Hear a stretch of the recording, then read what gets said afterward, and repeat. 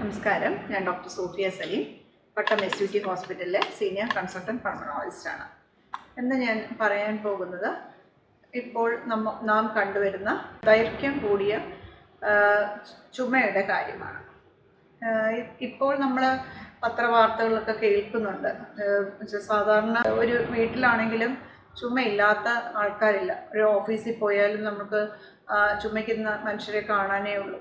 ഇപ്പം ഇത് നമ്മൾക്ക് എന്താണ് ഇതിൻ്റെ കാര്യമെന്ന് നമുക്ക് മിക്കപ്പോഴും പല ആൾക്കാർക്കും പല സംശയങ്ങളുണ്ട്.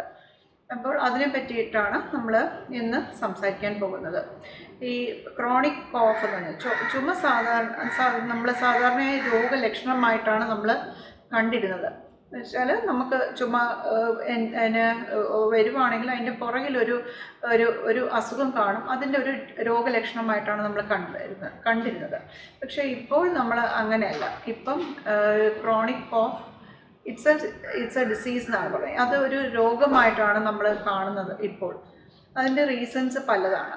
നമ്മൾക്ക് ഈ പോസ്റ്റ് കോവിഡ് ഒരു കോവിഡ് വന്നു കഴിഞ്ഞിട്ട് ആണ് നമ്മൾ ഈ ക്രോണിക് കോഫ് നമ്മൾ അധികമായി കാണുന്നത്. ഈ ദീർഘകാലം നിൽക്കുന്ന ചുമയാണ് നമ്മൾ ക്രോണിക് കോഫ് എന്ന് പറയുന്നത്. ഈ ക്രോണിസിറ്റി എന്ന് പറഞ്ഞാൽ പിന്നെ അതിൻ്റെ ദീർഘനാൾ നിൽക്കുന്നത് എന്നാണ് അർത്ഥം. എന്നാൽ യൂഷ്വലി നമ്മൾ 4 തൊട്ട് 6 ആഴ്ച കഴിഞ്ഞും നിൽക്കുന്ന ചുമയാണ് നമ്മൾ ക്രോണിക് കോഫ് എന്ന് പറയുന്നത്.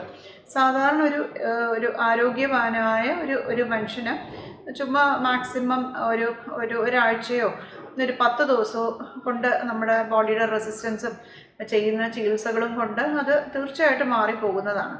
പക്ഷേ ഈ ചുമ മാറാതെ ആഴ്ചകളോളം മാസങ്ങളോളം ആകുമ്പോഴാണ് നമ്മൾ ക്രോണിക് കോഫ് എന്ന് പറയുന്നത്. ഇപ്പം നമ്മൾ പറയുന്നത്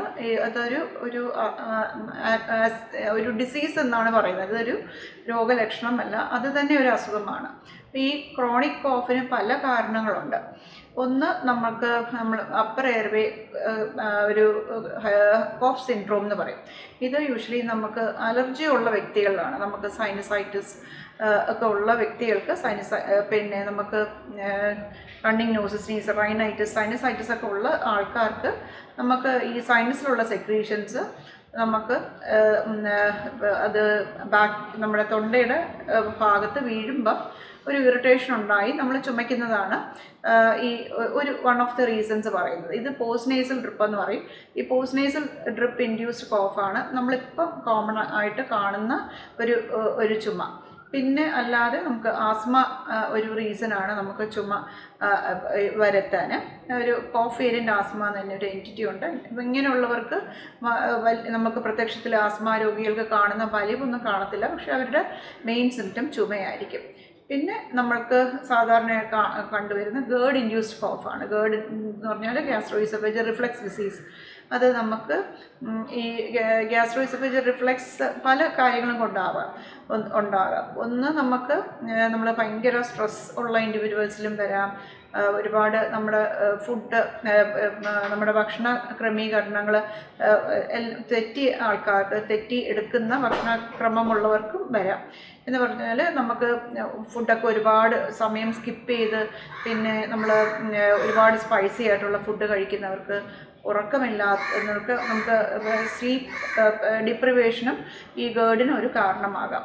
പിന്നെ സ്ട്രെസ്സ്, നമ്മൾ യൂഷ്വലി പറയുന്ന പോലെ സ്പൈസി ഫുഡ്, സ്മോക്കിങ് ഒരു റീസൺ സ്മോക്കിംഗ് ആണ് ഈ ഗേർഡ് ഇൻഡ്യൂസ് ചെയ്യാനായിട്ട്. അപ്പം സ്മോക്കിംഗ് ഈ ചുമയ്ക്കും കാരണമാകാം, ഗേർഡ് ട്രിഗർ ചെയ്യാം.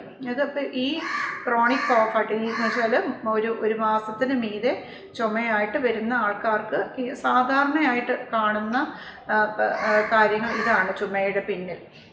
ഇതല്ലാതെ നമുക്ക് ഇതെല്ലാം ഒഴിച്ചാൽ പിന്നെ നമുക്ക് പേഷ്യൻ്റ് പ്രഷറിന് യൂസ് ചെയ്യുന്ന മരുന്നുകൾ, നമുക്ക് ചില AC ഇൻഹിബിറ്റേഴ്സ് പറഞ്ഞ ഗ്രൂപ്പ് ഓഫ് മെഡിക്കേഷൻസ് നമ്മൾക്ക് ചുമയുണ്ടാക്കാം. അപ്പം എന്ന് വെച്ചാൽ നമ്മൾക്ക് ബാക്കി എല്ലാ കോസസും നമ്മൾ റൂൾ ഔട്ട് ചെയ്ത് കഴിഞ്ഞിട്ട് ഈ റീസൺസിലോട്ട് നമ്മൾ പോകും. ഇത് കഴിഞ്ഞിട്ട് പിന്നെ ഒരു വിഭാഗം ആൾക്കാർക്ക് റിഫ്രാക്ടറി കോഫ് ആയിട്ടുണ്ട്. നമ്മളെല്ലാ കാര്യങ്ങളും നമ്മൾ കണ്ടുപിടിച്ച് കഴിഞ്ഞു, എന്നിട്ടും റൂൾ ഔട്ട് ചെയ്ത് കഴിഞ്ഞു, എന്നിട്ടും നമുക്ക് ചുമയുടെ കാര്യം നമുക്ക് കണ്ടുപിടിക്കാൻ പറ്റാത്തൊരു സ്മോൾ ഫ്രാക്ഷൻ ഓഫ് പേഷ്യൻസ് ഉണ്ട്. അത് നമ്മൾ സൈക്കോജനിക് കോഫ് എന്ന് പറഞ്ഞ് ഇപ്പോൾ ലേബൽ ചെയ്യും. അങ്ങനെയുള്ളവർ ഞാൻ പറഞ്ഞ പോലെ ഭയങ്കര സ്ട്രെസ്സും ഹൈ സ്ട്രോങ് ഇൻഡിവിജ്വൽസും ആയിരിക്കും. അപ്പം അവർക്ക് എന്തെങ്കിലും കൗൺസിലിങ്ങോ അങ്ങനത്തെ ആൻറ്റി സൈക്കോട്ടിക് ഡ്രഗ്സോ അങ്ങനെയൊക്കെ എന്തെങ്കിലും കൊടുക്കുന്ന കൊടുത്താൽ അവരുടെ ചുമ ഭേദമാകും. അപ്പോൾ നമ്മൾക്ക് എല്ലാ ചുമയും നമ്മൾ എപ്പോഴാണ് നമുക്ക് സീരിയസ് ആണോ, എപ്പോഴാണ് നമ്മൾ ഡോക്ടറെ ഒരു ചുമ വരുമ്പോൾ നമുക്ക് എപ്പോഴാണ് ഡോക്ടറെ കാണേണ്ടതെന്നൊക്കെ ഒരു സംശയമുണ്ട്. ഈ നമ്മുടെ പറഞ്ഞ പോലെ ഒരാഴ്ചയൊക്കെ നീണ്ടു നിൽക്കുന്ന ചുമ വൈറൽ ഇൻഫെക്ഷൻ ഉണ്ടാകുന്നതാണെങ്കിൽ അത് തനിയെ അങ്ങ് സെറ്റിൽ ചെയ്ത് പോകും.